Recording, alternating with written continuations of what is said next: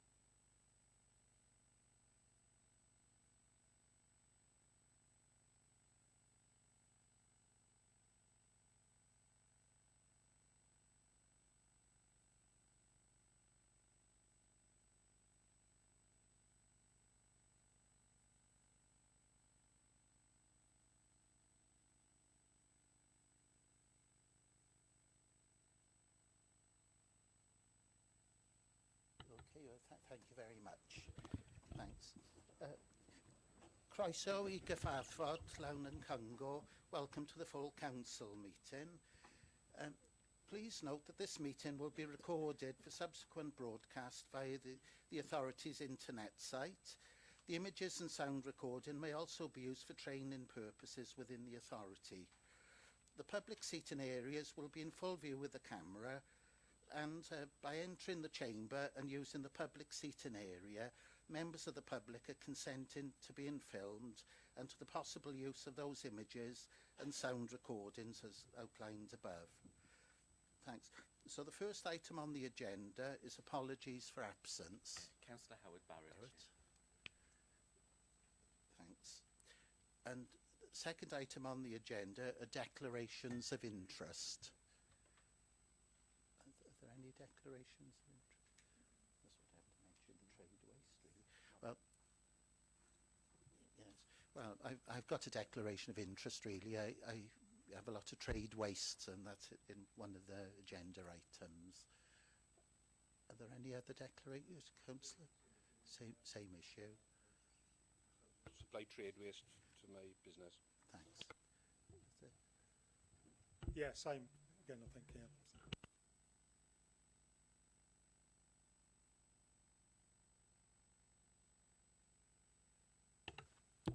Right, the next item on the agenda, Alison Williams, the Chief Executive Officer of Cwmtaf Health Board, is going to tell us about the Bridgend Transition Programme.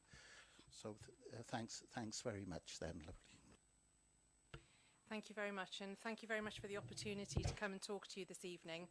I did just check, Mr Mayor, with the Chief Executive. My presentation will hopefully be fairly short, but if there are any key questions that people also want to ask me about health within the time that is available, I'd be very happy to do so. So really, this evening I've come to talk to you about something which for the Health Board is quite significant, but hopefully if we are really successful in the changes that we're going to be making, it should not be visible to our patients and should not have any impact on the work of the local authority. If I take us back to some of the discussions you'll be aware of around local authority boundary changes, stretching back probably 5 years or more, one of the things that came out of the consultation 2 years ago was a request from Bridgend County Borough Council to reconsider the alignment of their health partnerships with the rest of their partnerships for other local authority business. It was the only local authority that looked towards the City Deal region for economy, transport and other partnership arrangements, and yet looked towards the West for its relationships with health.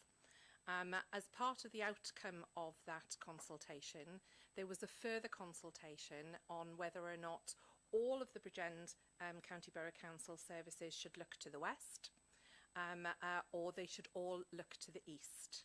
And the overwhelming response from that consultation was that the County Borough Council preferred to align health with the Cardiff City region, which meant then there was a proposition that the responsibility for the commissioning and delivery of healthcare services for the Bridgend County Borough Council area would transfer to Cwmtaf Health Board. That boundary change means that from the 1st of April of this year, all of that responsibility will transfer from Abertawe Bro Morgannwg University Health Board to Cwmtaf Health Board.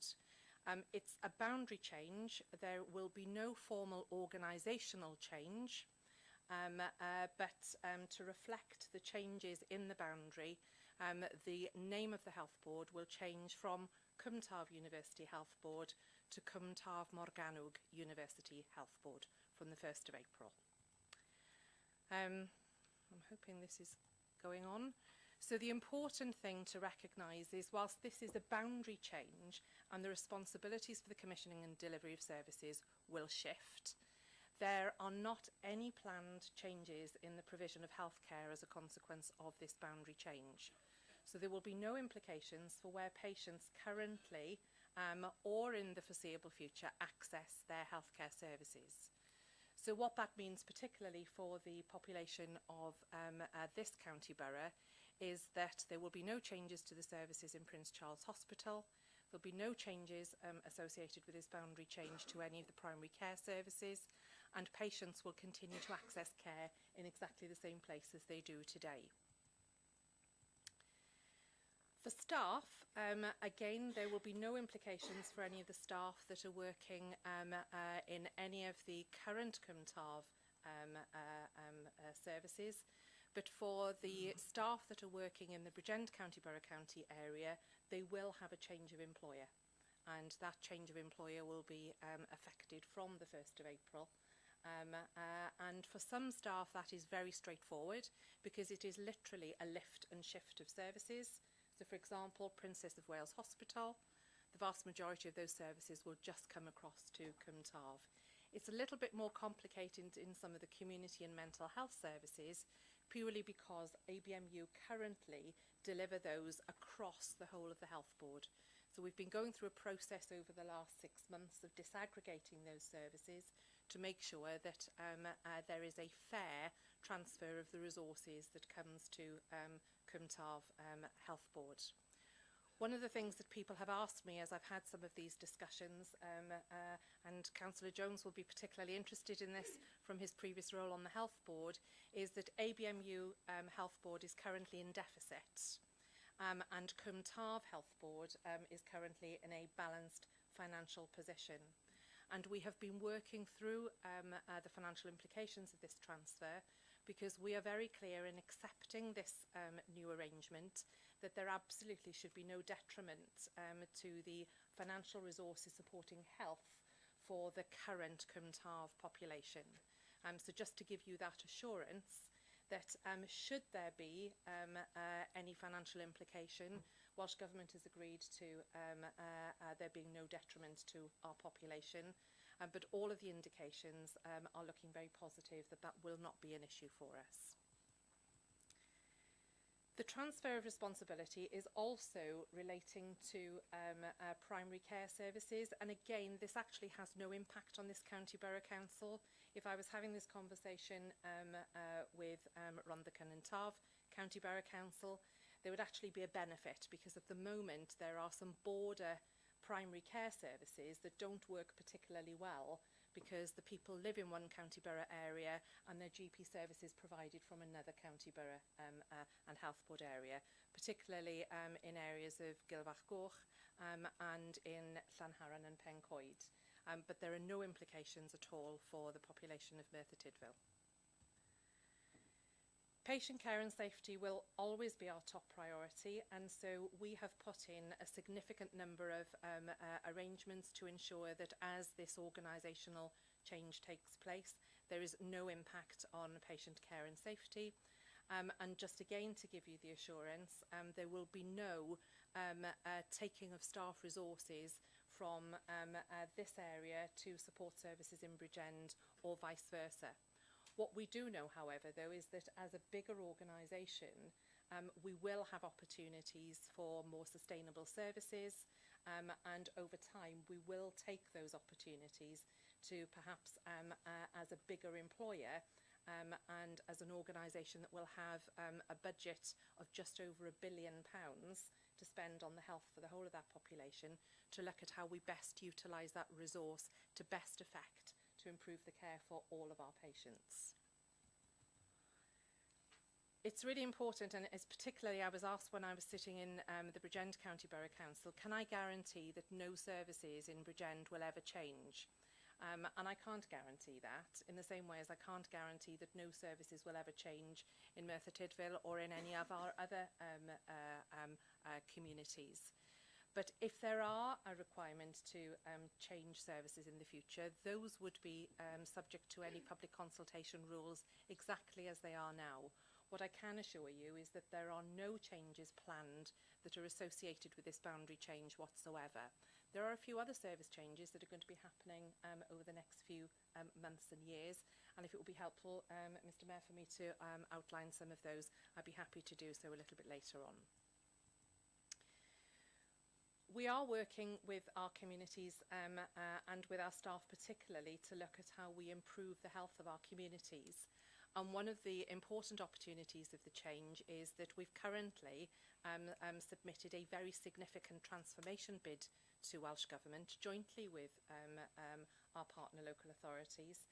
And we understand there's even a meeting this evening where that is being considered. If that is successful, then that's going to bring significant additional resource into this community. And just to reassure the officers as much as the members of the council, our bid at the moment is for resources for Merthyr Tydfil and for RCT. And that if that is successful, then that resource will be deployed in those two areas. We are working with Bridgend County Borough Council on a separate submission, but ultimately we would look to put all of those resources together if successful. If this bid is successful, it will be allocated to this population. There's a lot more information. A lot of it is very technical. A lot of it is probably very boring and tedious. Very important for the likes of me, but it is all there on the website if anybody has any specific questions that they want to drill into any of the detail on. So I'll pause there, Mr. Mayor, and I'm very happy to take any questions on the boundary change. Councillor Jones. Thank you, Mr. Mayor, and it's great to see you, Alison, once more in sunny Merthyr Tydfil. You mentioned the deficit situation of ABM. Do you have any indication at the moment of what the likely deficit is going to be at the 31st of March? Because clearly that will be an important matter for the future. When I was an independent member in Cwmtaf Health Board, we worked extremely hard to ensure that for a number of years we produced a balanced budget and we're not in deficit. The IMTP, or the medium-term plan that we have submitted to Welsh Government for 1920 demonstrates another year of a balanced position, and we won't have the final position on the ABMU finances probably until the audited accounts in May, June. But all of the indications are at the moment that there's going to be no inherited deficit that is going to be coming across into the organisation. If there is, there have been discussions with Welsh Government about ensuring that there is no detriment to the new organisation in recognition of the fact that we have delivered a balanced financial plan for the last 5 years. And it's just might be a minor question for a lot of people. I'm sure there'll be inquiries in the public. Obviously the change in name, Cwmtaf University Health Board is everywhere on the establishments. Is there a cost to that, or is that going to be changed over a period of time? We've been very pragmatic around that. Like yourselves, most of our communication these days is electronic. And therefore we don't carry stocks of paper and leaflets and so on and so forth. So changing the name on appointment letters and all of that will be very, very easy and will be zero cost. The only two other potentially big costs are signage and vehicles. and the commitment is, as we replace vehicles, we will put the new logo on. I was in Princess of Wales Hospital earlier this week, and they still had the sign outside that was for 3 organisations ago, because actually what people are interested in signage is the name of the hospital. So again, we're not going to be going out. We think that there is going to be a very small non-recurrent cost, but we're talking a very small. We will, just as signs need to be replaced, we will replace them. Councillor Hughes. Thank you, Alison. Talking about the transformation bid you put in, I suppose that's state-owned too, is that correct? As you know, that would have implications on the budgets to social services, on the domiciliary care. Is there any avenue that any money will be coming out of health to help us with our budget? The bid that is referred to is the transformation bid that the Health Authority and the 2 local authorities have worked on together, that's gone through the Regional Partnership Board. As and when we're advised on the approval of that, what the intention is that the transitional funding will be allocated to the partnership, as has been the case with the Integrated Care Fund money. On the basis that that is as expected, we've also worked through an indicative plan about how that would be sustained over time, and there are no assumed savings coming out of local authority. The savings in that bid at the moment are assumed as coming out of health, bearing in mind that the transition fund is a 2-year money. Then the intention is that once that's approved, there will be a detailed business case that will then look at the sustainable funding of those initiatives after the 2 years, and that will need to go to the Health Board and to the full councils of both local authorities for consideration and hopefully for approval. So there will be a very significant opportunity to scrutinise that and to get the assurance on the sustainability of the funding once that transitional funding runs out.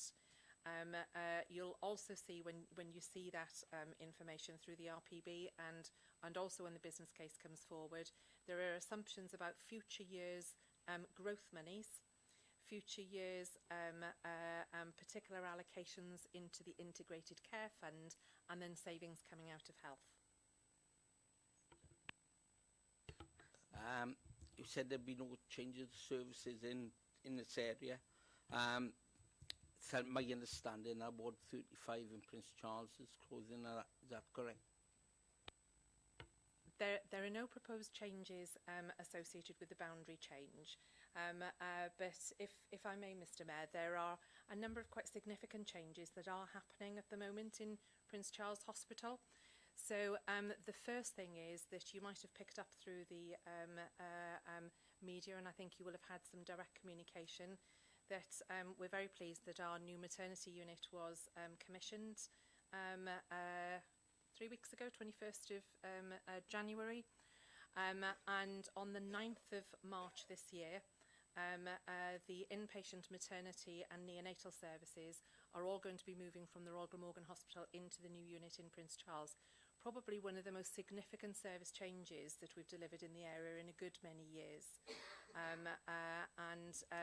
Following that, on the 1st of June, the inpatient paediatric wards and services will be moving in. There's a bit of work that's going on the paediatric ward at the moment. If you're up there, you'll see the ward is closed, and that's closed because we're building a paediatric high dependency unit, which we've not had in the area before. So that's a significant service enhancement and improvement, and that will be available for the changes on the 1st of June. The second issue that you referred to around Ward 35, this is part of a long journey that we've been on with mental health services, and we have presented a couple of times in the Chamber over the last few years, and if it would be helpful, we'd be very happy to bring another presentation back. We have already invested significantly in community dementia teams in the Rhondda in the Cynnon and now in Merthyr Tydfil. That has meant that there is a very different model for delivering older people's and dementia care. We could, if it was helpful, bring back some of the experiences from the Rhondda, where families have advised us that the new model of care is much, much better. There are 8 patients in Ward 35 at the moment. There are 3 that have planned discharges during March, which will take us down to 5 patients. And that gives us the tipping point when we start the new community dementia teams. And by the end of the summer, the anticipation is that we won't need those beds anymore. But that's something that, if it would be helpful for us to bring back a presentation to explain to the council, Mr. Mayor, how that will work, how that new service will work, we'd be very happy to do that. Just the other sort of very quick things that will possibly be changing over the next year. You've heard probably from a consultation last year about major trauma, and that Wales is investing in a major trauma centre in UHW in Cardiff. First time we've had a major trauma centre in Wales. It will be supported by a network of major trauma units. And as your good mayor will probably know very well, Prince Charles Hospital is designated as one of those major trauma units as part of that network. As a consequence of that, there's an expectation that potentially the amount of trauma activity coming into Prince Charles Hospital will be increasing. And that was always part of the plan linked to the South Wales programme, about putting the flag very firmly on the top of the hospital as an important emergency care centre for the heads of the valleys. I think that the final thing that I would say is we need to keep a watching brief on what's happening further along the Heads of the Valleys road, because there will be some significant changes in Neville Hall Hospital over the next 2 to 3 years, some of which might happen quite soon, as a consequence of which we're going to have to be gearing to be a much more significant presence to support a wider population of South Powys and parts of the top of the Rhymney Valley. And I'm very pleased to say that we are about to submit the next phase of the business case for the work in Prince Charles Hospital, which is going to be more than an additional £100 million worth of investment that we hope will be approved later this summer. By the end of that work, we will have built a brand new hospital, only from the inside out. And so it will be unrecognisable. This is going to be expanded critical care facilities, new operating theatres, expanded diagnostic services. So if I rewind the clock several years, when we were concerned about the perhaps the strategic future of Prince Charles Hospital, and we sat all in this chamber very concerned about that, I think we're in a very different place today, and that investment is testimony to the government's support for the hospital and its strategic importance for the population of Wales. Thanks. Councillor O'Neill. Thanks, Alison. Just a couple of points from me. I've been fortunate enough to meet the Chair, Marcus Longley, as you're no doubt aware, and with the leaders from Bridgend and Rhondda Cynon Taff. My plea is, and particularly for the members here, Prince Charles' impact for us is not just a medical impact. The people who work there are our constituents, and it impacts more like in every single ward here. And it'll be every councillor here will have had a reference about something around that area, be it a parking issue, be it somewhere they were treated. It may not even be a medical issue. So it stretches far and long. My plea would be, and a plea that came from all of us as leaders when we met with your chair, was communication, having early sight. You talk something about it electronic, because people know you. I like face-to-face, yeah. And you can send me an electronic message, but I really soon sit down with you and chat it and work it out. Furthermore, the futuring. It's great now you've given us that picture, but that's an element of demand again. We talked before about the road infrastructure in Merthyr Tydfil. We've got the dualling coming along. We've got other issues as well that Prince Charles can't operate in a bubble. It's a part of our general location. And finally, funding. Councillor Hughes touched on it. but the social care and health dynamic is growing daily. And that element of funding, both myself, the leader from Ron the Cynataff, Andrew, and also who will now be sitting on the Regional Partnership Board. We need to be right at the front end when this money is coming in and being at the right level to make that decision about where that appropriate funding is. And that's important for all of us. But I'm very reassured the conversations both with yourself and with Marcus, and I'm sure this is a big step forward. But I think it's really important that I voice the views of the councillors here. It's not just about the health provision. Prince Charles and health has a massive impact on this town, and it's knowing where we're going with it, because it's the individuals who will have to fend off the public. We will have to deal with those issues, and that early sight will be very useful. I don't know if there's anybody speaking after me, Mr Mayor. Is there any more questions? I think Councillor Smith Yeah, for the last question, yes. Okay. But from my perspective, thank you very much anyway for attending today. Okay, thank you, Mr Mayor. Alison, it's all right having all these services that's put in place, but we've got a problem with the traffic, not just the parking, because the new part where it's parked is chaos, as you know yourself, but the traffic coming in. Because I live on Gurness Road, and we've got 200 or 300 cars a day going up there, and they're coming back. So the big issue overall, and we've got 3 primary schools on the same road leading, and in the morning it's absolute chaos. So how can we readdress that? I support everything you say about the medical care, Prince Charles, everything, and we need it. But the other issue is we've got a problem with the vehicles moving from A to B, and traffic issues is dangerous. We've asked the police for Go Safe to have cameras up there to double check everything, and we're having a negative response. So if we take that forward, can we have a real look at it? How the Cymtaff can support us, what we're doing on that? We'd be very happy to work with the council in any way that we can on this. I think one of the challenges that we've got, and you know, I'm being very frank and honest with you here, is that it is extremely challenging whenever we've talked to staff about park and ride schemes and other types of schemes, when you're fishing in a pond for the workforce, we've got to do everything we can, and sometimes these are the deal breakers for people. The second thing is that a very large number of our patients come to hospital by car and don't use public transport. Even very local people don't use public transport. So if there are things that we can do together as a health board and a local authority to try and encourage the use of public transport to access the hospital, then we'd be very happy to do that in any way that we can, because it helps you and it helps us as well.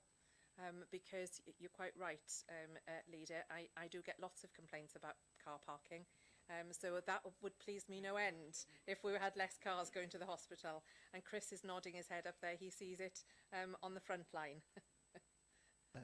Councillor Rogers already put his hand up, so for the final question, Councillor Rogers. Can I just say that my concern really was when you get sort of takeovers, it's asset stripping, and but the way you've spoken and your presentation and your concise answers, I'm not worried now.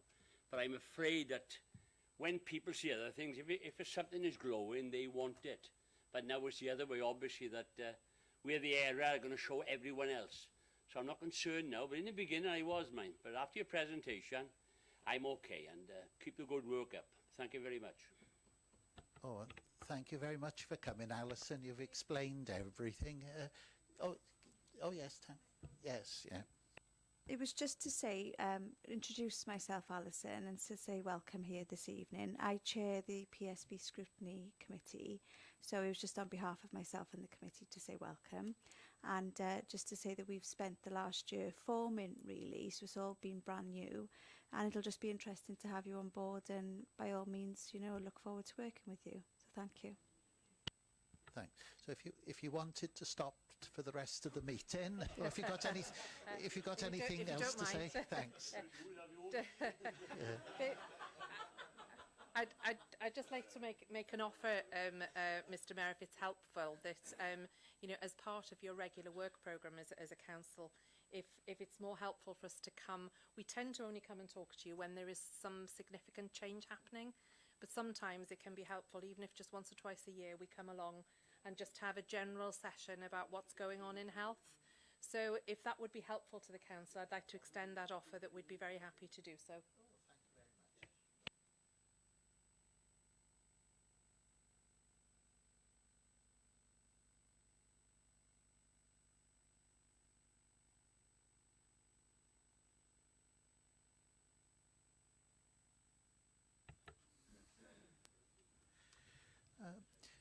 The next item on the agenda are the minutes of the previous meetings. I'll move the action to the minutes, Mr Mayor. Seconder? I'll second them, Seconder. Mr Mayor. Are there any questions? Are there any comments? No? So we put it to the vote then. Thanks.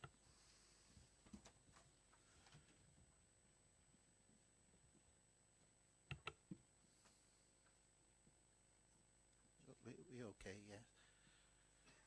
Oh, the voting's finished, carried unanimously. The next item on the agenda, post-entry training policy and sponsorship policy. I think Andrew was taking this. Thank you, Mr Mayor. Post-entry training policy and sponsorship. The report has been brought to bring these policies up to date on such things as mileage allowance, leave of absence, cost recovery. All that can be found at 4.0 onward. The policy covers three areas: the post-entry training scheme for corporate staff, for social services staff, and the sponsorship policy, staff undertaking a social services degree. The report talks of who it applies to, courses covered, and the benefits of the sponsorship policy. The recommendations are at 2.1 to 2.3, and I move those recommendations, Mr Mayor. I second that, Mr Mayor. Right. Are there any questions? Oh, Councillor Jones. Thank you, Mr Mayor. Can someone tell me what is a typical cost of the types of courses we're discussing?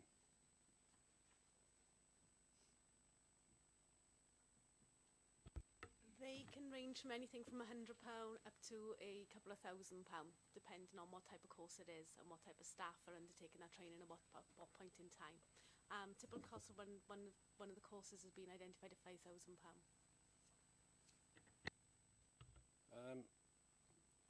I'm assuming the reason staff undertake such courses is personal betterment and improved career opportunities once qualified. And I'm totally in favour of facilitating staff to better themselves, and thereby the authority through further education. And I would like to retain those staff members long term. Unfortunately, posts are limited and do not become available very often, especially in a small authority, which leads me to conclude that many will move on to improved positions elsewhere after qualifying, and that's just a fact of life. This leads to this authority needing to replace the staff member who leaves and still offer betterment opportunities for other staff members. I think it's reasonable for a leaving staff member who has benefited to contribute to the cost of the same opportunities for others if they leave the authority within 2 years.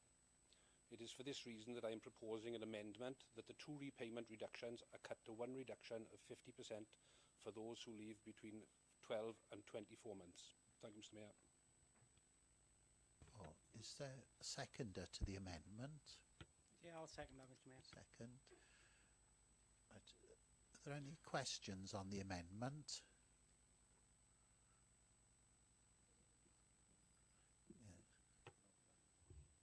Mr Mayor? Yeah. Hello? Mr Mayor? Yeah. Oh, sorry, Yeah, Lisa. well, I think I'd like to just pose a question to our officer as to how that amendment would actually work in practice, and given that we're changing the one option to, sorry, Dave, it was one option down to 50%. Sorry, can you remind me what it was? One option down to 50%?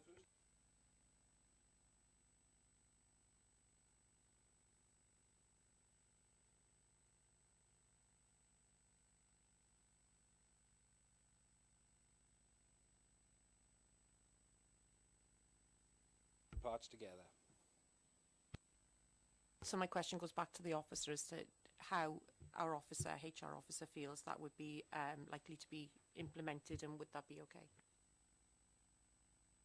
So in theory, all you're doing is extending the last 12 months. Instead of going to the 25% reduction, staying at a 50% reduction within the service. If anything, the local authority would be recouping more of the costs then from the individual member of staff should they leave. So that, yeah. That's correct. Yes, that's what my proposal is. Amendment. Yeah, I've just got a question, because I'm just, forgive me if I misunderstood you, Di, but how is that addressing your first concern about sort of retaining and keeping the skills in-house? How does that address that? It doesn't address that directly. What it does is makes money available for others that want to follow in the same course.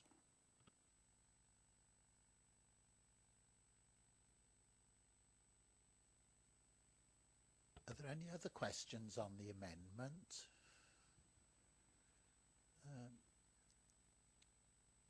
Are there any comments on the amendment?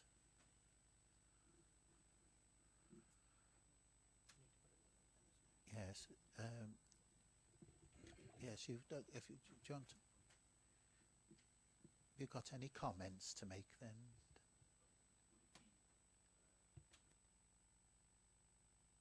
The amendment's been made, so the matter before the council currently, I assume, is that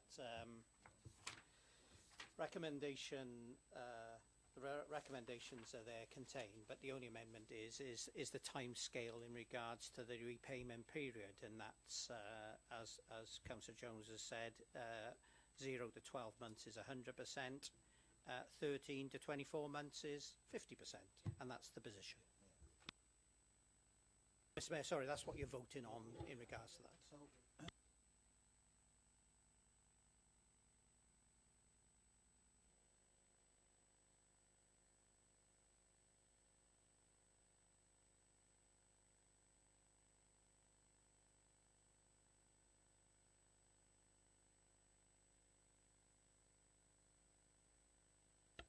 Oh, it's carried unanimously. Okay, then, thanks. So,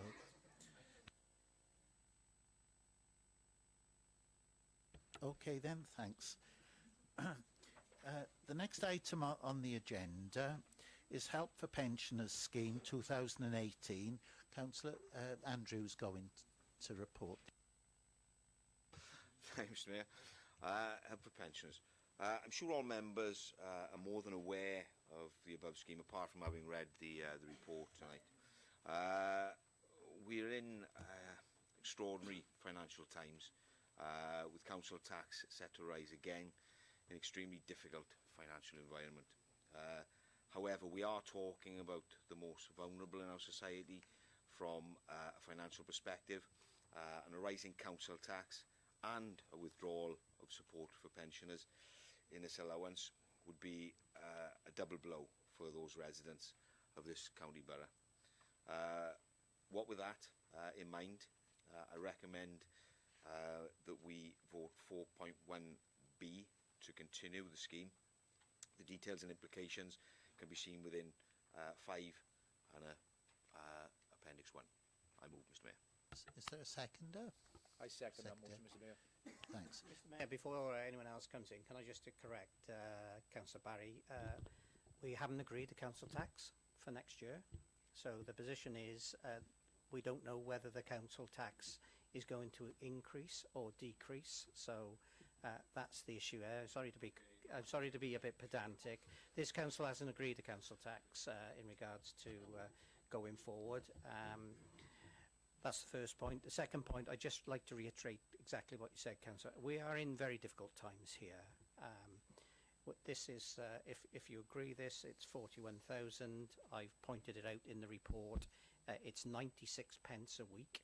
I understand the vulnerability and that. This is means tested. So again, it's, you know, it hits only a very few people. We are, and if we continue this, the only authority in Wales to deliver it. There are other competing authorities throughout Wales who are more in a more disparate position than us. but I make that to you. Obviously, it's a matter for council to decide, not me, but it is, you know, it is £41,000, which is towards our deficit, which we'll be discussing a little bit later on, is a contribution.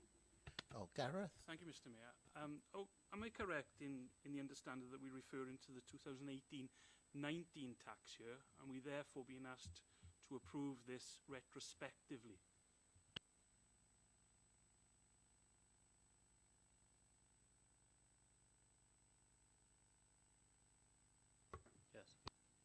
It just adds, yes, it is. It's retrospective. But the difficulty, again, we've got, which you'll be coming on to, we're in a deficit situation currently in regards to overspend within this current financial year. So, and again, a report's been brought to Cabinet earlier on this afternoon, which raises that issue. And again, you'll discuss it a little later on. So it just adds another £41,000 to the deficit. Thank you, Gareth. You quite rightly said that this is a retrospective report. It looks at the current financial year. Presumably then, Steve, this will be found from in-year savings, is that correct? It's at this time, the £41,000 has been included as part of the budget for this current financial year. But then that's obviously, if that saving was made in this financial year, then that would be a further £41,000 that could come off of just overspend in this financial year. Oh, yes, carry on. Thank you. We're clearly referring to this current financial year, 2018-19. Are we also to make a decision on the forthcoming financial year, 2019-20?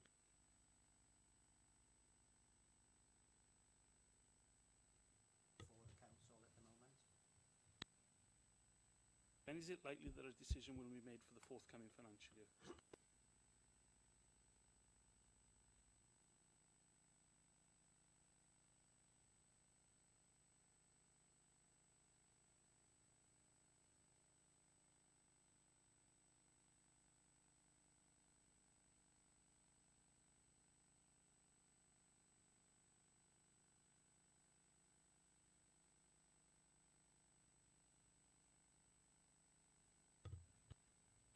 Chris? Yeah, thanks, Jane. I'm just wondering why it's come now, because every previous year it's come before the financial year, not making a retrospective decision after it. And I think if we agree this tonight, whatever, we should make a decision very soon for next year, not have people applying for grants. You know, I'll ask, have people been paid this grant, or have they applied for it? And because council is a year late making a decision, have they had the money that they're entitled to? Because as Gareth pointed out, yeah, it is means tested. Well, that in effect means it is the most vulnerable people who qualify for it who are being affected.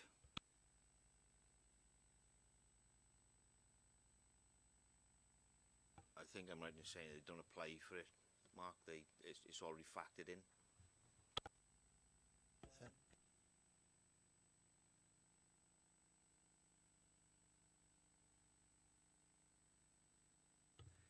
That they would receive a maximum of £50. If the council tax liability was less than £50, they would have the lesser amount of money. You are right, that is late in the financial year.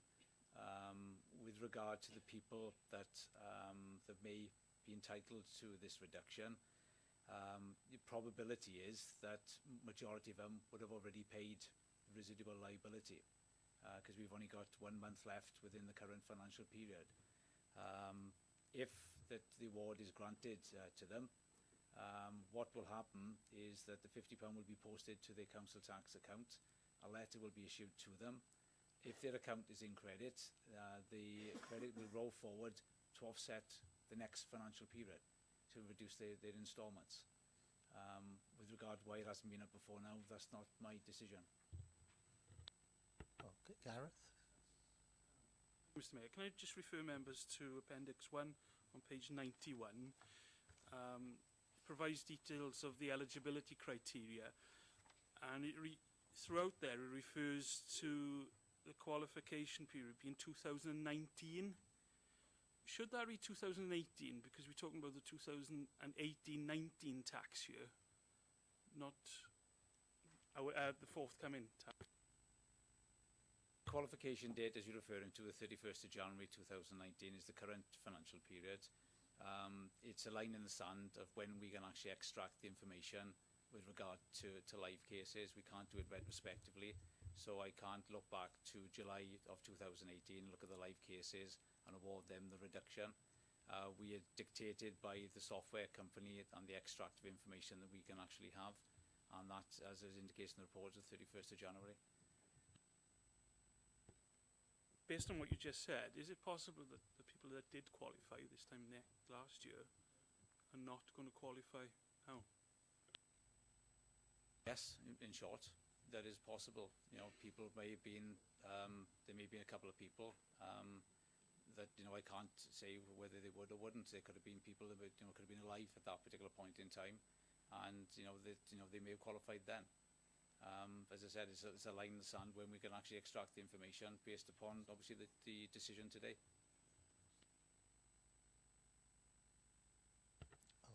Councillor Amos. Thank you, Mr. Mayor. I'm not sure if there's so many figures and years being bandied about, but from what Gareth said a few moments ago, does this will have an impact on this year's budget? Am I right? Am I right there? Well, in that case, then I'm not sure why we're carrying on speaking about it if it's going to have an effect on this year's budget and we haven't set the council tax.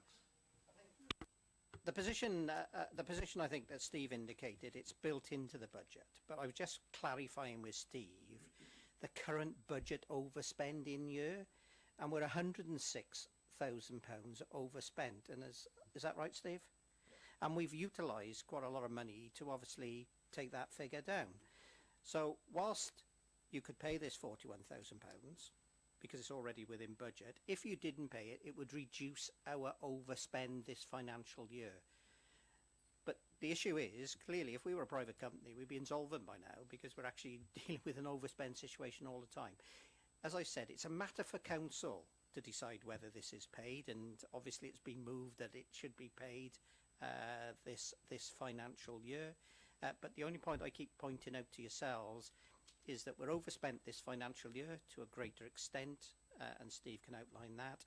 And we've got, and you'll be dealing with it shortly in the exempt papers in regards to the deficit situation and the funding shortfall we have to fund for going forward next year. If you consider it's prudent accounting to pay this to the most vulnerable, the £41,000, then that's a matter for the council. But just remember, we've still got a deficit situation at month 9. Are there any other questions? Are there any comments?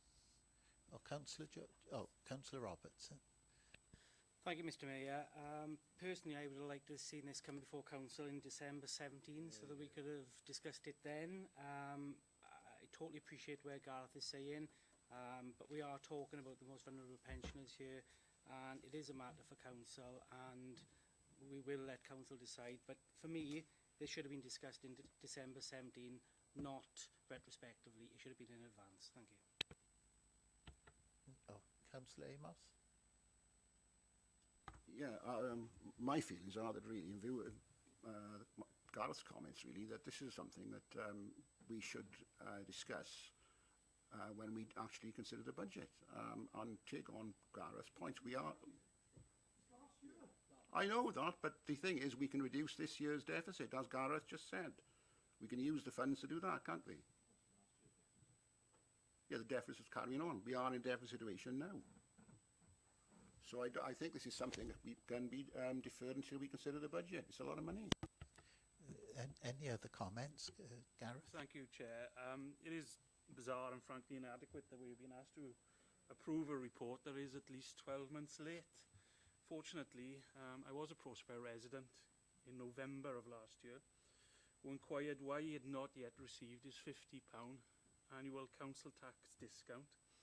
As per previous years under the Labour-led administration, and I understand previous independent-led administration, he was indeed one of the 818 pensioners that benefit from this scheme.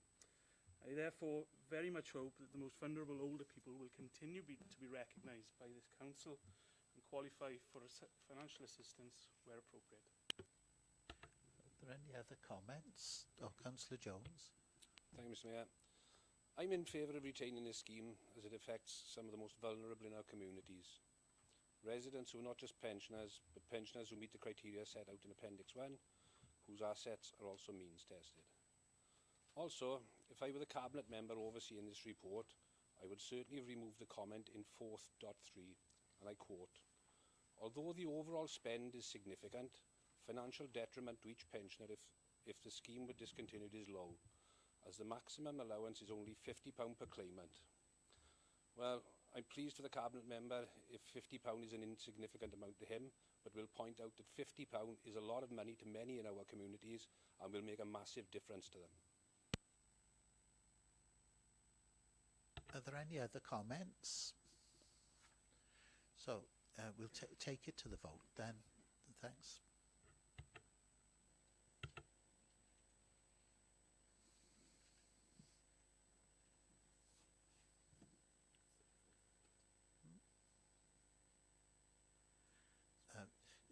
That's carried then, thanks.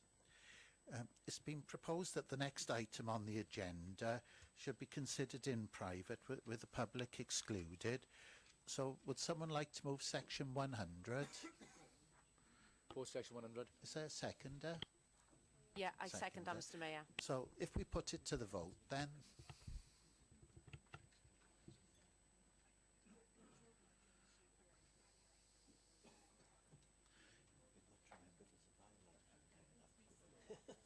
No, I know that, but I have to make... Oh, yeah, you made a very good point, yeah. You know, ultimately, whether I'm like or not, it's not an issue. Yeah, no.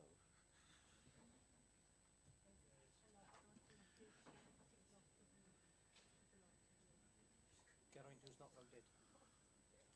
Yeah, could you all vote, please, for section 100?